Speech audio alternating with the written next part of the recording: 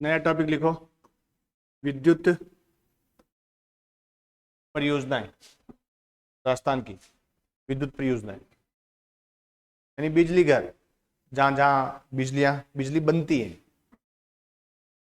तो राजस्थान में जो बिजली बनती है या जो विद्युत घर हैं वो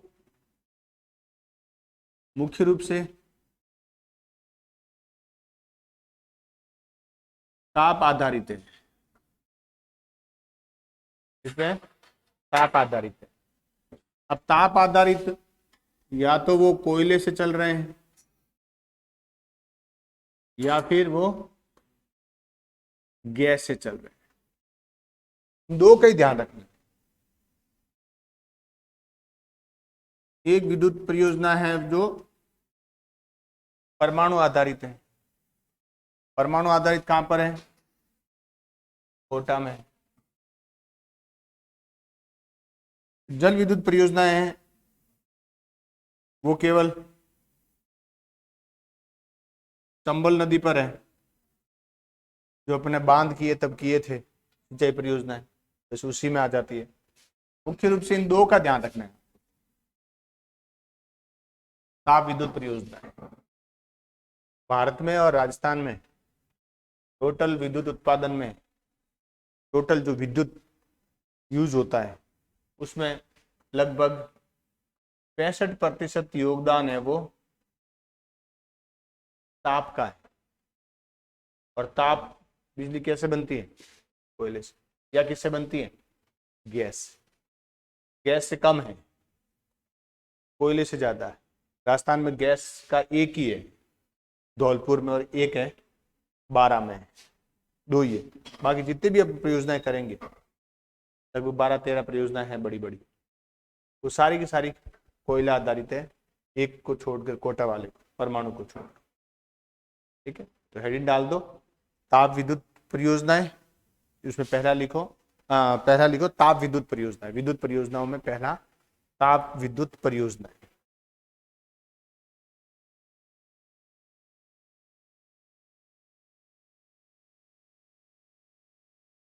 हाँ, ताप विद्युत परियोजना। ठीक है। अब ताप बिजली बनती है वो किससे बनेगी?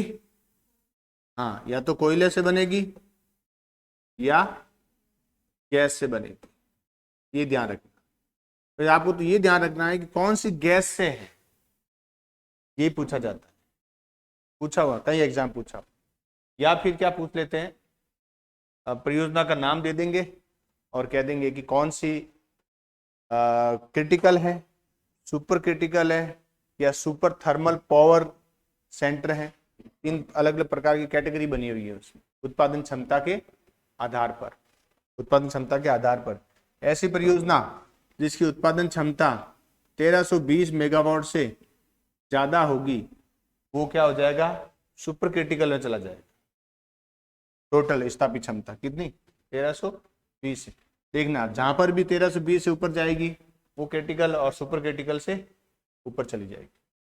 बीकानेर में बरसिंहसर विद्युत परियोजना है। हेडिंग डाल के लिखो बरसिंहसर। बस यहीं से शुरू करना है। ताप विद्युत परियोजना लिखी है ना? हाँ, तो अब पहला लिखो बरसिंहसर विद्युत परियोजना या बरसिंहसर ताप विद्युत परियोजना बीकानेर में स्थित है, फलाना के पास। अब इनकी स्थापना कब हुई है ये नहीं करना है, नहीं पूछेंगे, हिस्ट्री नहीं पूछते इनकी। हाँ, बीकानेर में बरसिंहसर में स्थित बरसिंहसर ताप विद्युत केंद्र बरसिंहसर। स्थापित क्षमता इसकी 125 मेगावाट, यानी इसमें विद्युत जो उत्पादन होती है वो 125 मेगावाट होती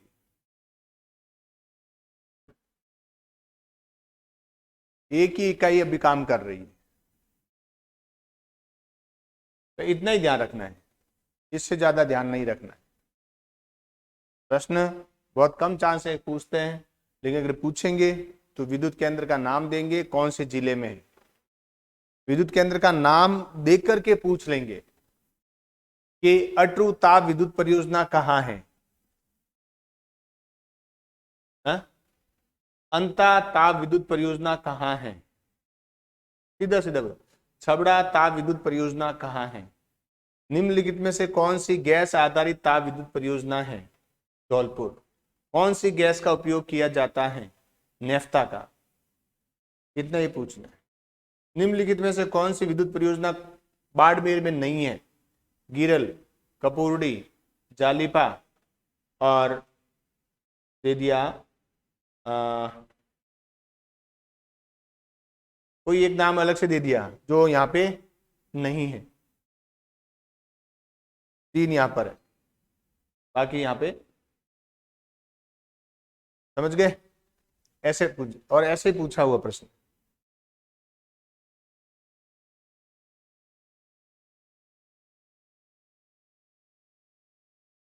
दूसरी देखो, सूरतगढ़ ताप बिजली घर,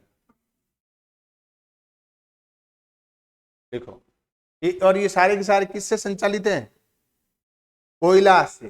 गैस का तो एक ये यहां और एक यहां, 2 ही आएंगे, बाकी सारे कोयला। और कौन सा कोयला, लिग्नाइट कोयला।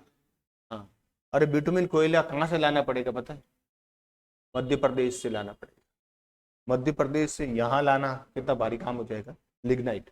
बस कोटा में है ना, कोटा में जो ताप विद्युत केंद्र है वहां पर बिटुमिन का उपयोग किया जाता है, क्योंकि मध्य प्रदेश नजदीक है, सीधा रूट है, बसों में आएगा नहीं, ट्रक में आएगा नहीं कोयला, कोयला किस में आएगा, रेलगाड़ी में आएगा।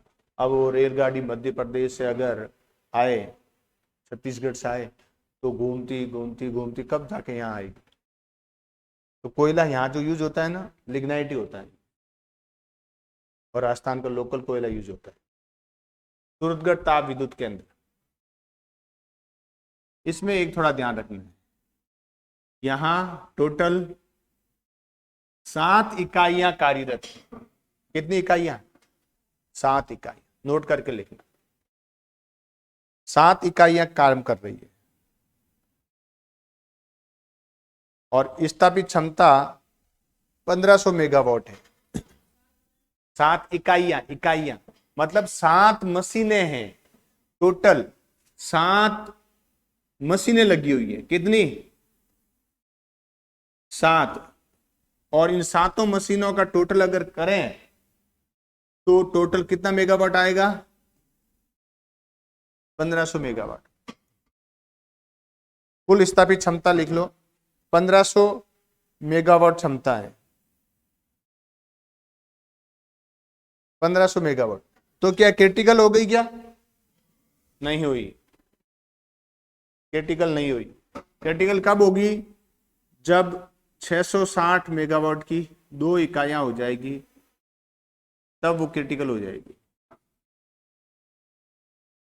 इसकी एक विशेषता और है, 7 इकाइयां हैं,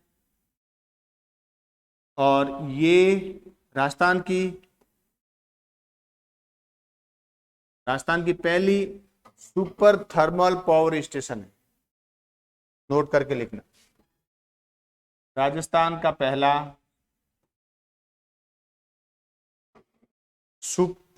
पहला सुपर थर्मल पावर स्टेशन है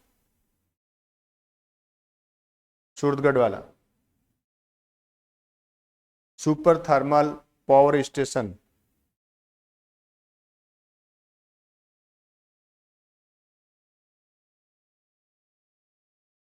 ये ध्यान रखने वाली, सुपर थर्मल पावर स्टेशन, क्योंकि इसकी स्थापित क्षमता है वो 1500 नहीं, वैसे सुपर का कोई ऐसा क्राइटेरिया नहीं है, कोई ऐसा पैमाना नहीं है कि 1500 हो 1200 हो, वो वहां की तकनीकी पर है। लेकिन जो क्रिटिकल होगा उसकी कंडीशन ये होगी, 660 मेगावाट, 2 इकाइयां। वैसे तो इसकी 1500 मेगावाट है, लेकिन इससे ज्यादा होगी, लेकिन सुपर है, क्रिटिकल नहीं है। अब क्रिटिकल सुपर क्रिटिकल क्या होता है?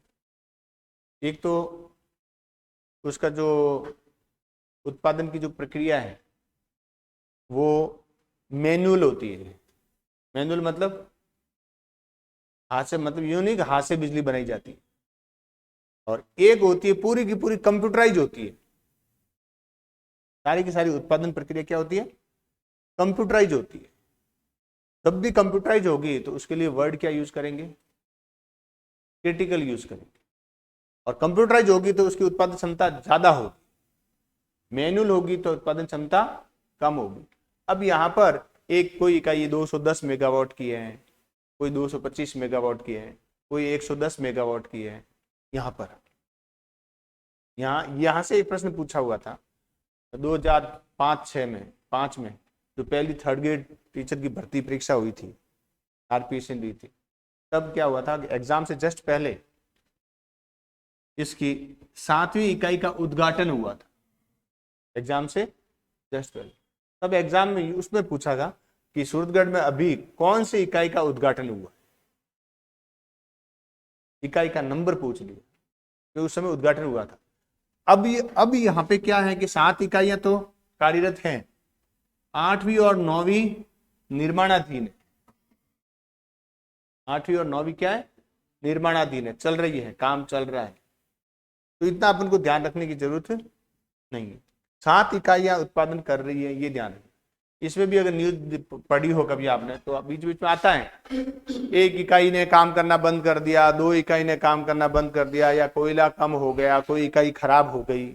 अगर न्यूज पढ़ते हो तो इस प्रकार की न्यूज आपको मिल जाएगी अखबार।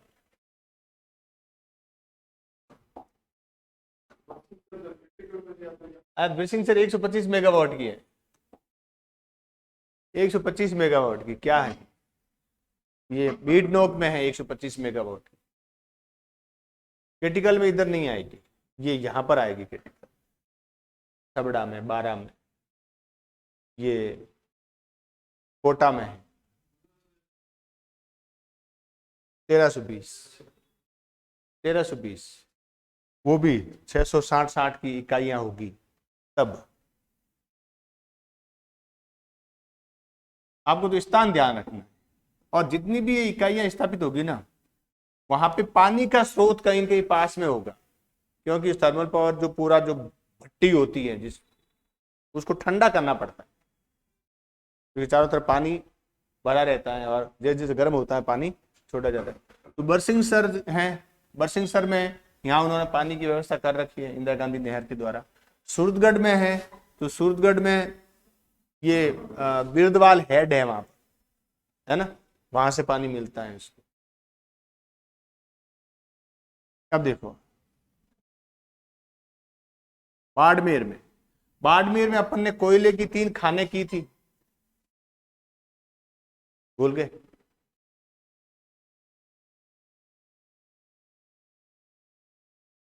हम्म,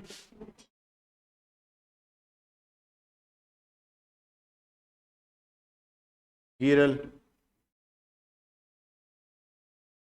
दलीपा और कपूरडी, ये 3 खाने हैं और यहीं पर विद्युत केंद्र स्थापित है।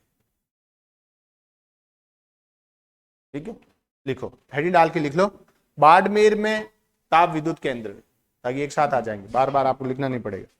बाड़मेर में ताप विद्युत केंद्र।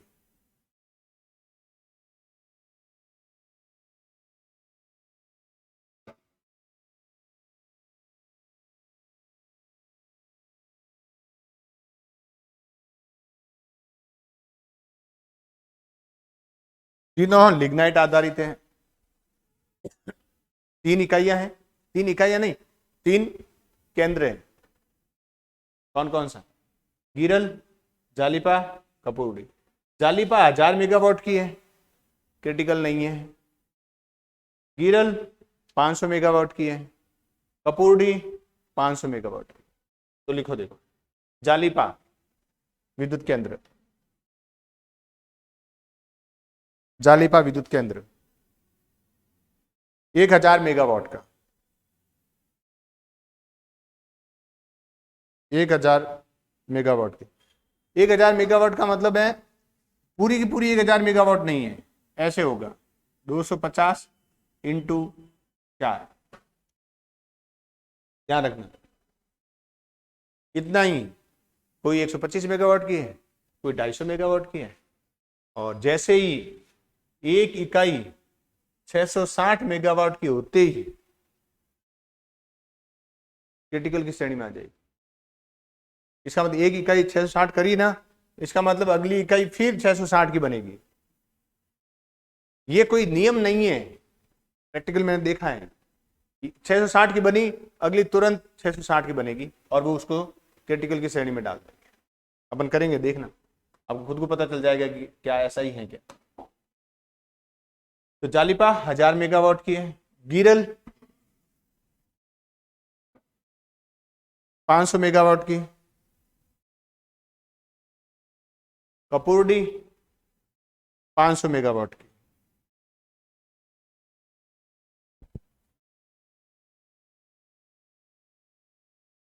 कपूरडी 500 मेगावाट की। ये थोड़ी है कि इसमें थोड़ा सा विवाद रहता है, कभी कोयला कम पड़ जाता है, कभी कोई दिक्कत हो जाती है। तो लगभग इकाइयां हैं, वो सारी की सारी इकाइयां काम नहीं कर रही होती। ठीक है, अपन को उससे कोई मतलब नहीं है कितनी इकाइयां काम कर रही है, पूछेंगे नहीं। तो ध्यान रखना है कौन सा कोयला आधारित है, कौन सा गैस आधारित है और कौन सी परियोजना कहाँ है, वो ध्यान रखना। ये तीनों के तीनों लिग्नाइट के उत्पादक केंद्र भी है।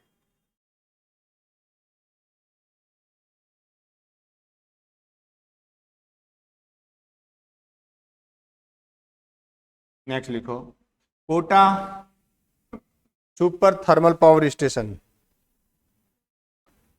Kota super thermal power station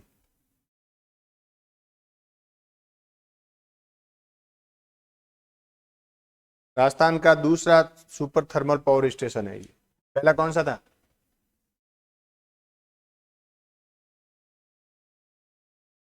Suratgarh था पहला।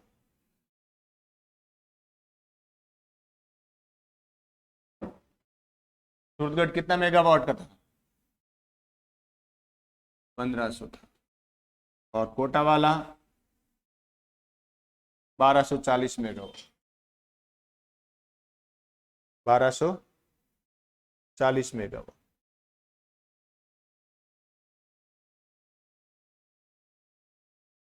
राजस्थान का दूसरा super thermal power station Kota में राजस्थान का दूसरा सुपर थर्मल पावर स्टेशन है।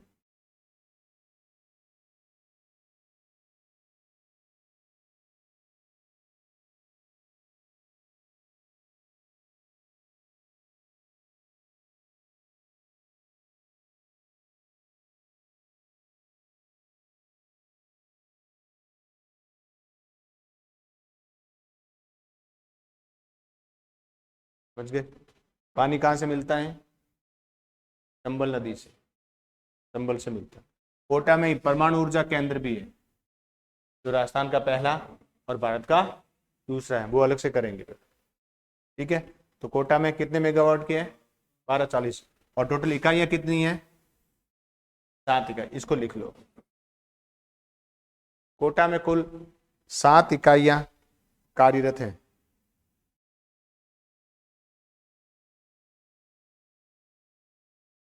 हाँ, 7 इकाइयां कार्यरत है।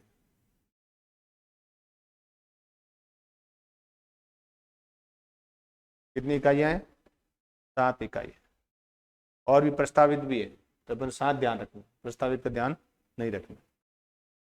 देखो, सबसे पहले अपन ने कौन सा किया?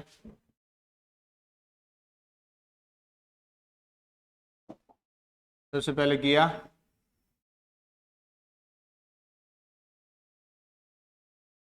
बरसिंह सर, कितने मेगावाट? 125, है ना। फिर किया सूरतगढ़, कितना मेगावाट? 1500 मेगावाट। ये क्या है? Super thermal power station. Super ही है, टोटल इकाइयां कितनी है? 7 इकाई। फिर अपने किया बाड़मेर में। बाड़मेर में कपूरड़ी कितने मेगावाट? 500। जालीपा 1000 मेगावाट। गिरल 500 मेगावाट। फिर कोटा, कोटा कितना मेगावाट? 1240 मेगावाट। और ये राजस्थान का दूसरा super thermal power station.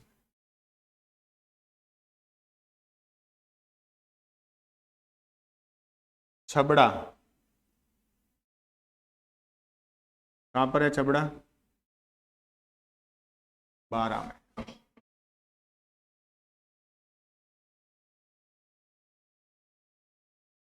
1000 megawatt का छबड़ा ताप विद्युत केंद्र। छबड़ा ताप विद्युत केंद्र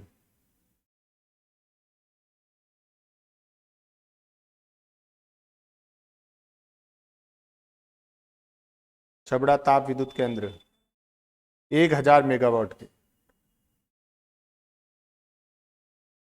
1000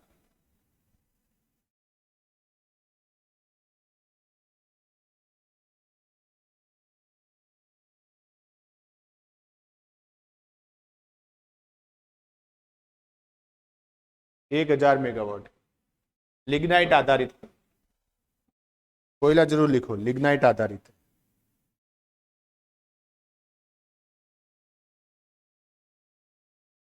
ठीक है, ये तो कितनी हो गई? 1000 की हो गई। सुपर नहीं है। यहीं पर छबड़ा में ही 660 मेगावाट की 2 इकाइयां और हैं। कितनी? 2 इकाइयां। कितनी? 660 की 2 इकाइयां। अब 2 इकाइयां स्थापित होते ही ये क्या बन गया है? Super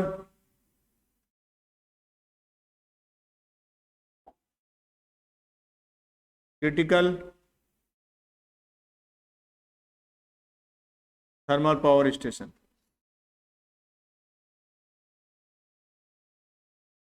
super critical thermal power station note करके लिखना। इसको अल्ट्रा भी कह सकते हो, अल्ट्रा क्रिटिकल पावर स्टेशन लिखो। Super critical thermal power station 660 megawatt की 2 इकाइयां। 660 मेगावाट की 2 इकाइयां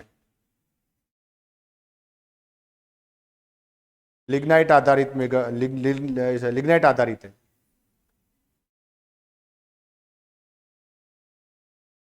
हाँ, 660 की 2 इकाइयां हैं और दोनों लिग्नाइट आधारित है।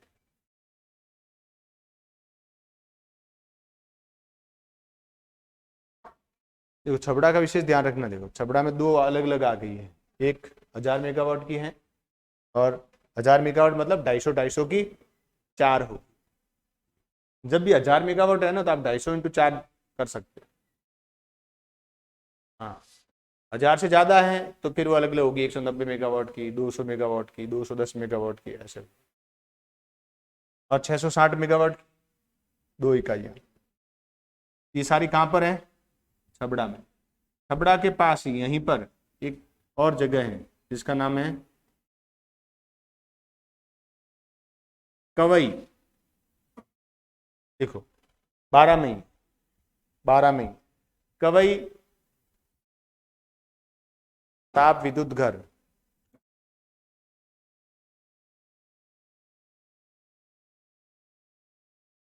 लिग्नाइट आधारित है। लिग्नाइट ताप विद्युत केंद्र, एक ही तो नाम चल रहा है, ताप विद्युत केंद्र कर रहे हैं अपन सारे। कवई ताप विद्युत केंद्र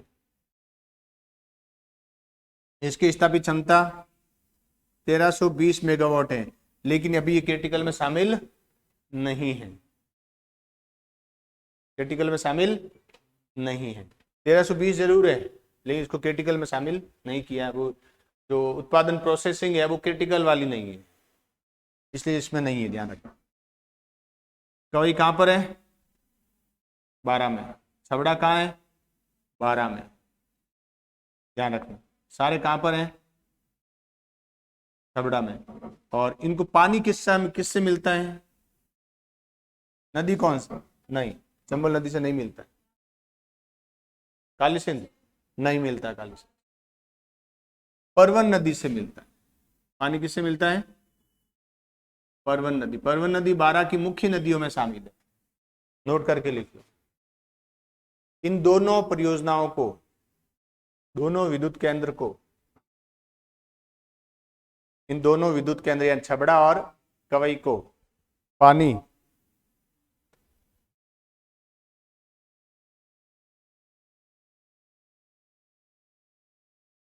हाँ परवन नदी से मिलता है।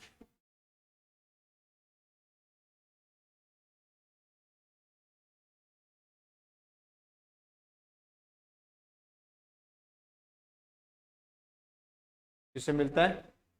परवन नदी से मिलता है, छबड़ा और कवई को। नाम ध्यान रखना, पूछ ले। कवई ताप विद्युत परियोजना किस जिले में स्थित है?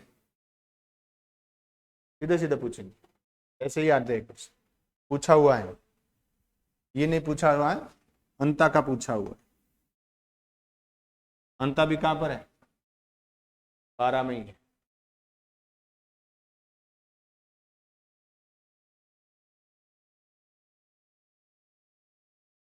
झालावाड़ में, झालावाड़ में काली सिंध नदी है ना, काली सिंध नदी के किनारे स्थित है एक परियोजना, इसका नाम ही यही है, Kali Sindh super thermal power station.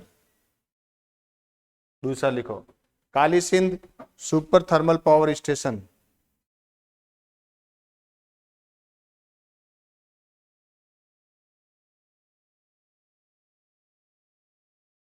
Super thermal power station.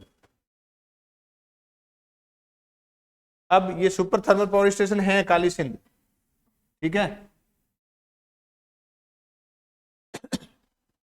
यहां पर एक इकाई और स्थापित हो रही है जिसकी क्षमता कितनी है? 800 मेगावाट। अब जैसे ही 800 मेगावाट की होगी, ये किसमें पहुंच जाएगी? क्रिटिकल में पहुंच जाएगी। किसमें? क्योंकि एक इकाई है, हमें कम से कम एक इकाई कितनी चाहिए कि वो क्रिटिकल में पहुंच जाए? 660 चाहिए। 660 होते ही वो क्रिटिकल में पहुंच जाती है। ये कितनी है? 800। तो लिखो, देखो 800 मेगावाट की एक इकाई प्रस्तावित है, 800 मेगावाट की एक इकाई प्रस्तावित है।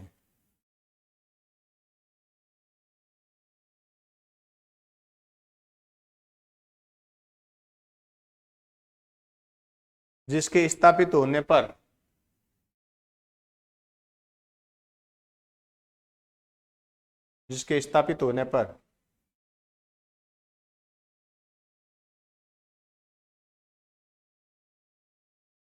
यह क्रिटिकल की श्रेणी में आ जाएगी, क्रिटिकल की श्रेणी में आ जाएगी।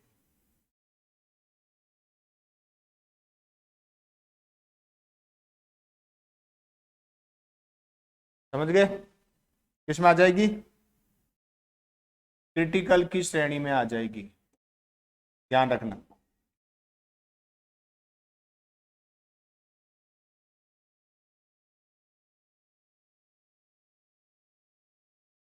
समझ गए? तो 12 वाला ध्यान रखना है आपको, एक तो छबड़ा में है और एक कवई में, इसका ध्यान रखना।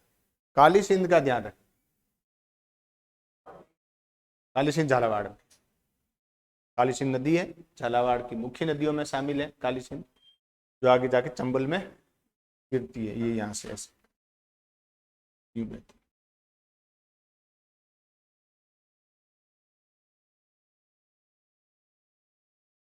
अब हेडिंग डालो, गैस आधारित विद्युत परियोजना। गैस आधारित विद्युत परियोजना। देखो बीकानेर में, एक बीकानेर का लिखा है ना बरसिंह सर, उसके साथ साथ एक पॉइंट और लिख लो, बरसिंह सर के साथ लिख लेना, गुड़ा और बीट नोक।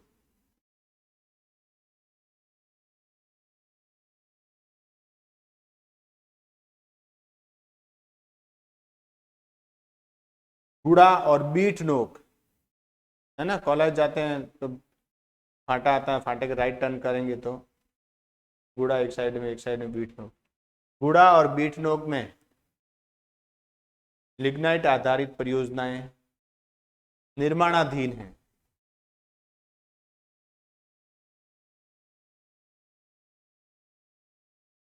लिग्नाइट आधारित परियोजनाएं निर्माणाधीन हैं।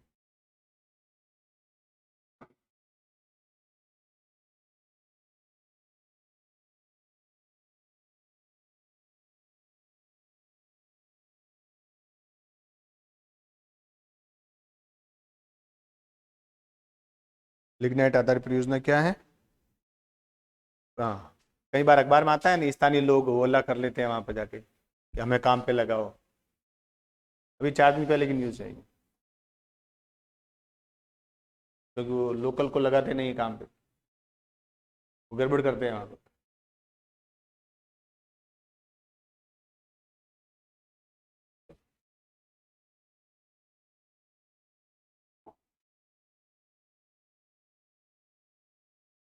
बोले वो गैस आधारित,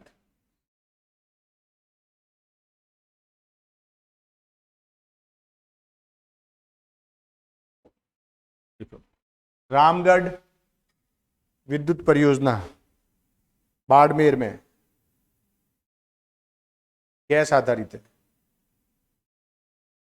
अब इसकी विद्युत क्षमता लिखने की जरूरत नहीं है। अभी गैस आधारित कैसी परियोजना है?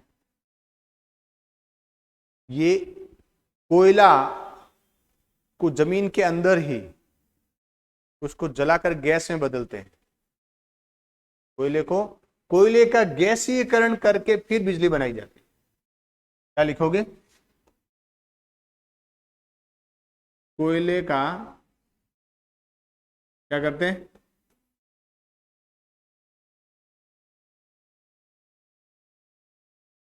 गैसीकरण करके बिजली बनाई जाती है।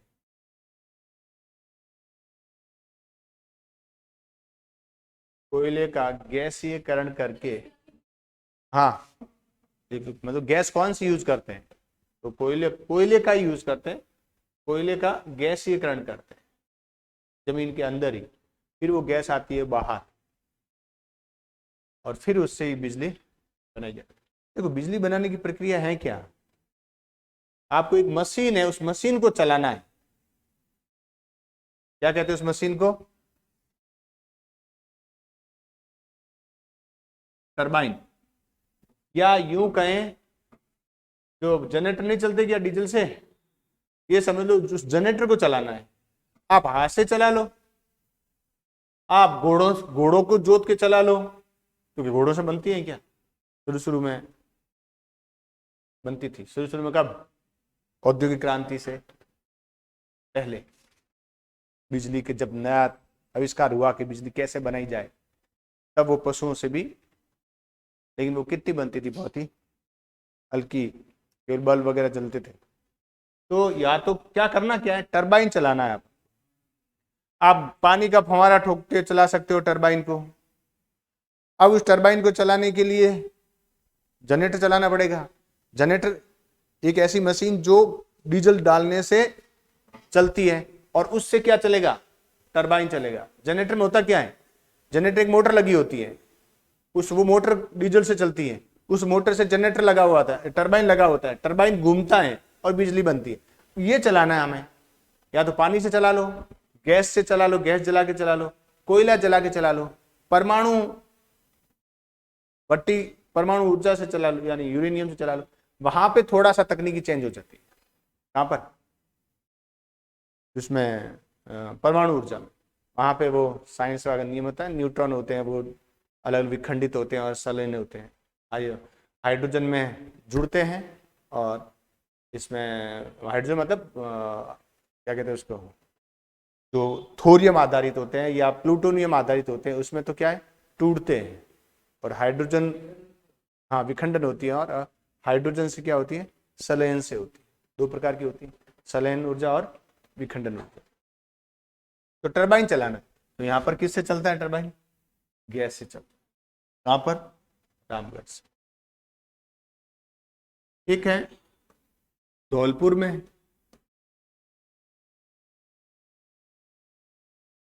धौलपुर गैस आधारित विद्युत परियोजना, ये हैं नेफ्ता गैस से संचालित है। नेफ्ता,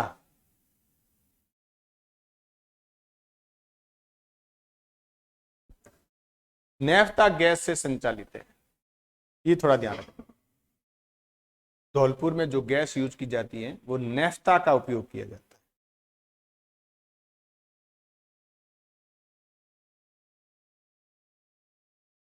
कौन सी गैस यूज करते हैं? नेफ्ता का यूज करते हैं। पहले ये कोयला आधारित थी, फिर इसका ऑब्जेक्शन उठा कि यहाँ पर अगर कोयला आधारित हुआ तो पास में ताजमहल है, उसकी जो सफेदी है वो खराब हो जाएगी। सही भी है, क्योंकि धुआं निकलेगा, धीरे धीरे धीरे धीरे धीरे धीरे खराब हो जाएगा। तो फिर उसको कोयले की जगह उसको नेफ्ता में बदल दिया। ये आज का घटना नहीं है, 20 साल पहले की घटना है। समझ गए? गैस आधारित, ये भी गैस आधारित। 12 में है, 12 में अंतः, अंतः गैस आधारित विद्युत परियोजना।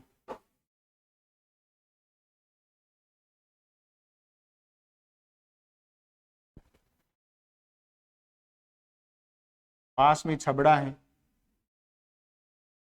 देखो छबड़ा में भी गैस आधारित है, साथ में लिख लो।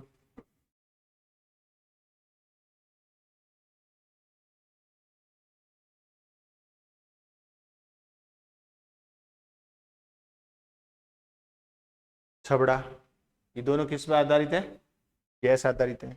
और ये संचालित किससे हैं? देखो जितने भी अपने कोयला आधारित परियोजनाएं की है ना, वो या तो निजी है या राजस्थान सरकार की है, या फिर एनटीपीसी द्वारा संचालित है।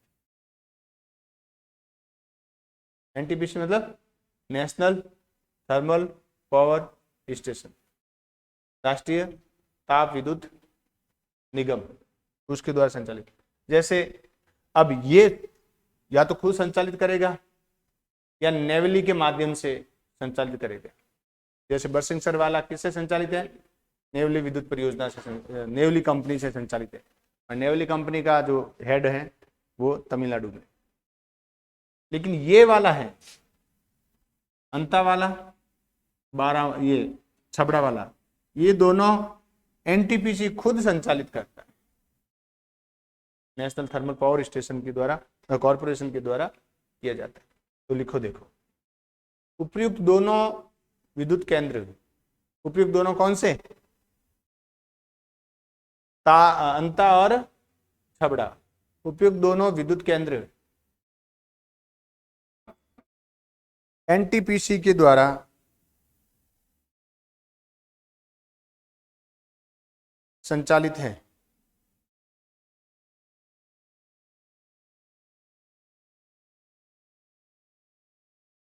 एनटीपीसी के द्वारा संचालित है दोनों। तो छबड़ा में ज्यादा हो गए ना, छबड़ा के 12 में अंता हो गया, कवई हो गया और छबड़ा हो गया।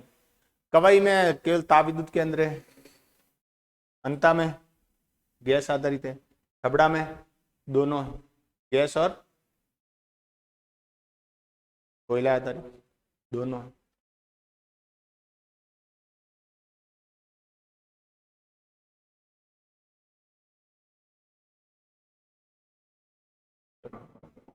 अब देखो कोटा, कोटा में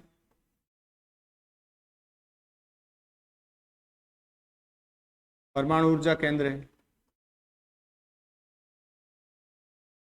जब भी पूछा, एक प्रश्न निश्चित रूप से पूछा जाता है कि विद्युत केंद्र कहाँ है, कोटा में है क्या परमाणु ऊर्जा केंद्र? परमाणु ऊर्जा केंद्र जो मुख्यालय है वो कोटा में है, उसका काम। जबकि जो विद्युत केंद्र है ना, जो मशीन लगी हुई है जहां पर ऊर्जा बनती है यानी बिजली बनती है, वो कहां पर है?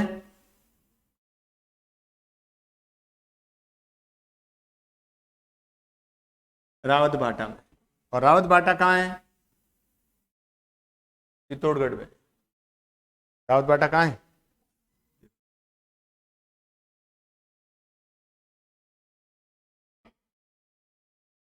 ये चित्तौड़गढ़ है।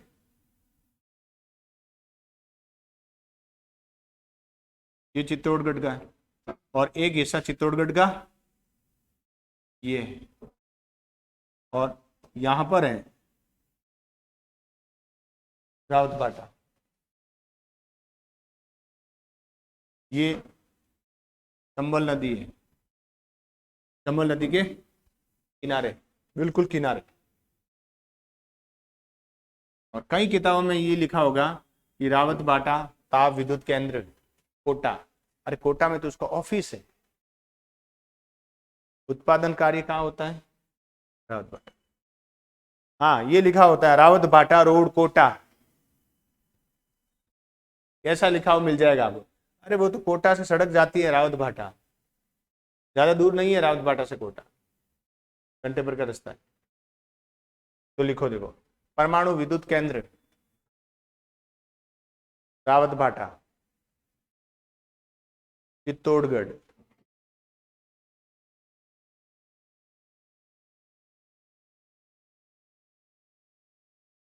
रावत भाटा चित्तौड़गढ़। राजस्थान का पहला परमाणु ऊर्जा केंद्र है।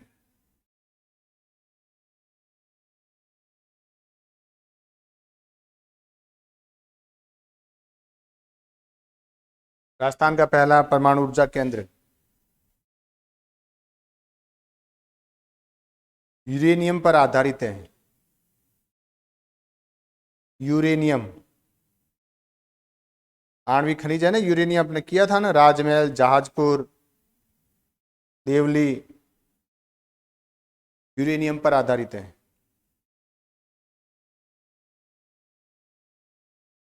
इसको अलग अलग देशों से यूरेनियम मिला है।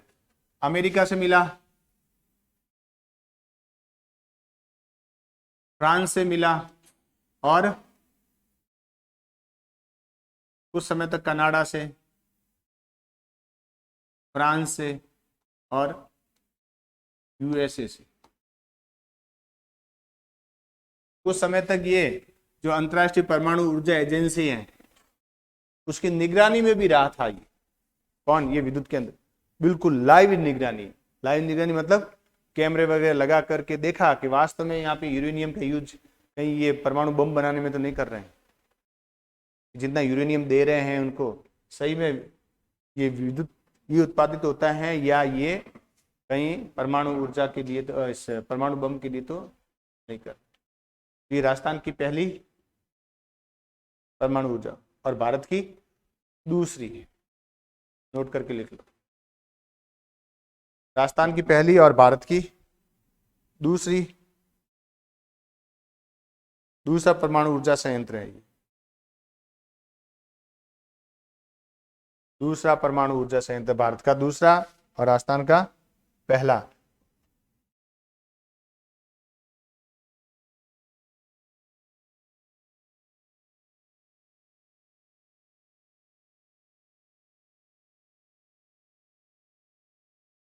राजस्थान का पहला है और भारत का दूसरा है। स्थापना कब हुई? 1900, नोट करके लिख लेना।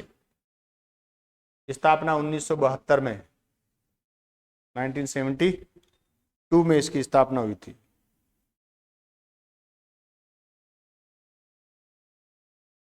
चंबल नदी के किनारे हैं।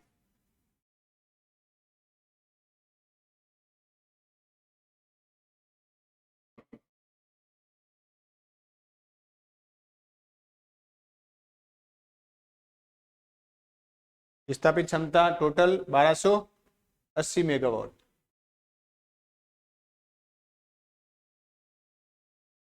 1280 मेगावाट स्थापित क्षमता।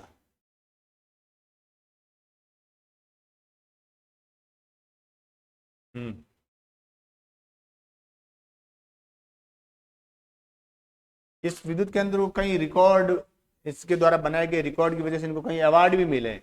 लगातार 72 घंटों तक उत्पादन कार्य करना, स्वच्छता का, अच्छे बेस्ट मैनेजमेंट का।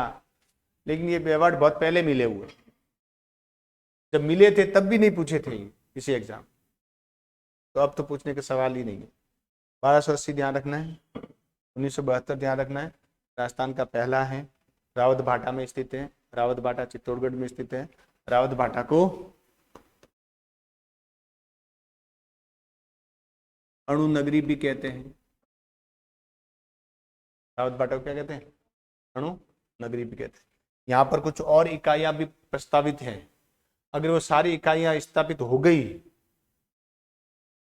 1280 जो स्थापित है उसके अलावा, तो ये भारत का सबसे बड़ा विद्युत केंद्र बन जाएगा। वो होगा तब होगा, अभी अपन ये पूछने वाले नहीं है, अभी तो बस केवल बातें चल रही है।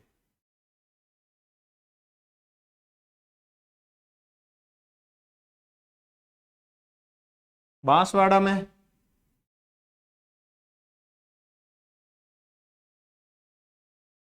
थोरियम आधारित विद्युत केंद्र यानी आधारित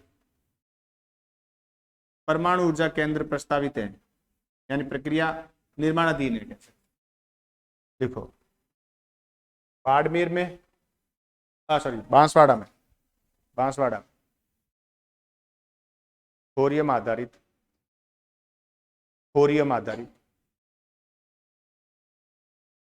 परमाणु ऊर्जा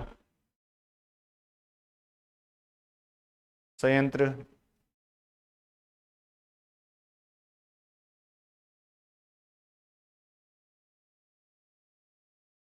निर्माणाधीन है। परमाणु ऊर्जा संयंत्र निर्माणाधीन है।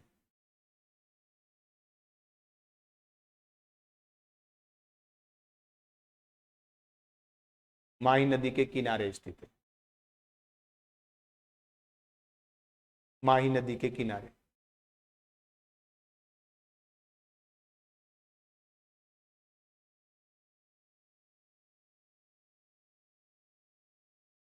यहीं पर, कहां पर? बांसवाड़ा में, माही नदी के किनारे परमाणु ऊर्जा संयंत्र तो है ही है, थोरियम आधारित। एक ताप विद्युत केंद्र भी प्रस्तावित है।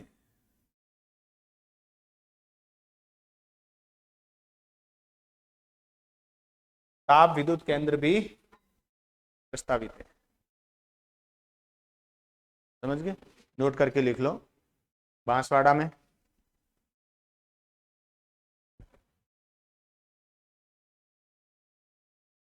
कोयला आधारित ताप विद्युत केंद्र भी प्रस्तावित है। हाँ, ये जो कोटा वाला है ना, कोटे वाली की कुछ विशेषताएं देखो, ये क्या है। ये उसका जो कोटा, क्या है ये रावत भाटा जो विद्युत केंद्र है, इसकी विशेषता क्या है कि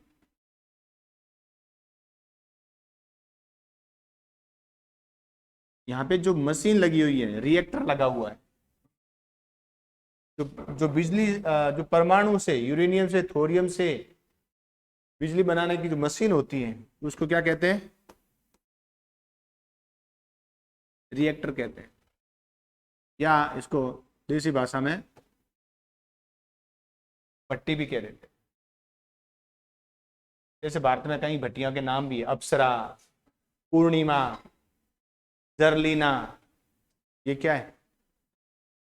परमाणु रिएक्टर के नाम है। पहले रखते थे, शुरू में रखे हुए नाम, अब नहीं है। अब भारत में लगभग 23 परमाणु ऊर्जा संयंत्र हैं टोटल। कितने? 23। जैसे रावतबाटा में है, काकरापार में है, तारापुर में है, कलपक्कम में है, केगा में है। बड़े बड़े विद्युत केंद्र साउथ में, तमिलनाडु, कर्नाटक, महाराष्ट्र, गुजरात में। तो अब ये जो परमाणु भट्टियां हैं ये अलग अलग तरीके से संचालित होती है। अब ये जो राजस्थान वाली है वो PHWR के द्वारा संचालित है। ये क्या है? प्रेशराइज्ड हैवी वाटर रिएक्टर है। क्या है? दाबित भारी जल आधारित रिएक्टर है।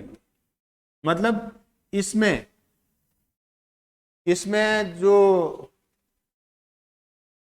इस परमाणु भट्टी को ऊर्जा उत्पादन के दौरान उसको नियंत्रित करने के लिए, उसको ठंडा करने के लिए क्या करेंगे? भारी जल का उपयोग किया जाए। भारी जल का सूत्र क्या होता है? D2O, ड्यूटेरियम ऑक्साइड होता है। तो ये लिखो। और यहां पर भारी जल का उत्पादन भी होता है। भारी जल का उत्पादन भी होता है जो निर्यात किया जाता है अमेरिका और। ये थोड़ा ध्यान लिखो, इसको देखो। रावतबाटा, हाँ वो परमाणु ऊर्जा रावतबाटा वाला, उसी में लिखना।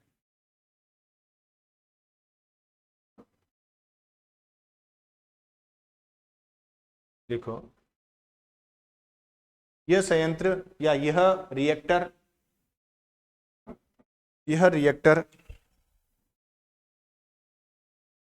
PHWR द्वारा संचालित है।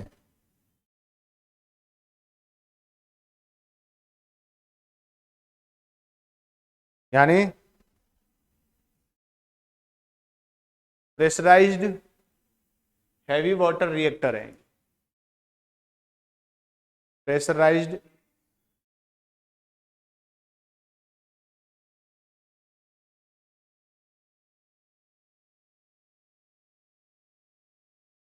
हैवी वाटर रिएक्टर है, यानी दाबित भारी जल आधारित रिएक्टर है। एक पॉइंट ध्यान रखना, पूछ सकते हैं। और एक ये ध्यान रखना है कि यहां पर भारी जल का उत्पादन भी होता है।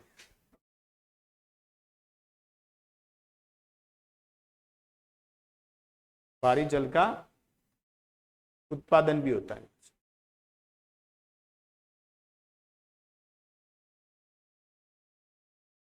जिसका निर्यात होता है।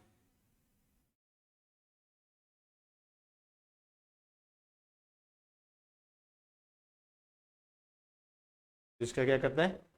निर्यात करते हैं। ये ध्यान रखने वाली। तो ये अपनी ताप विद्युत परियोजनाएं और परमाणु एक ही। अब हेडिंग डालो, पवन ऊर्जा, सौर ऊर्जा, पवन ऊर्जा, सौर ऊर्जा,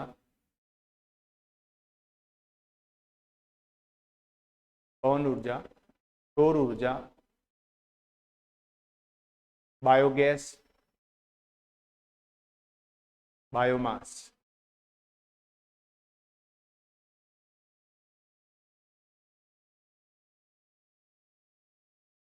बायोमास ये कैसे ऊर्जा है?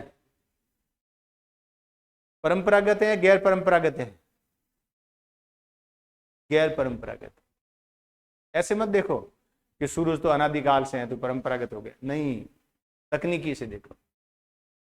अभी अपन ने किए है ना, ये परंपरागत ऊर्जा स्रोत थे।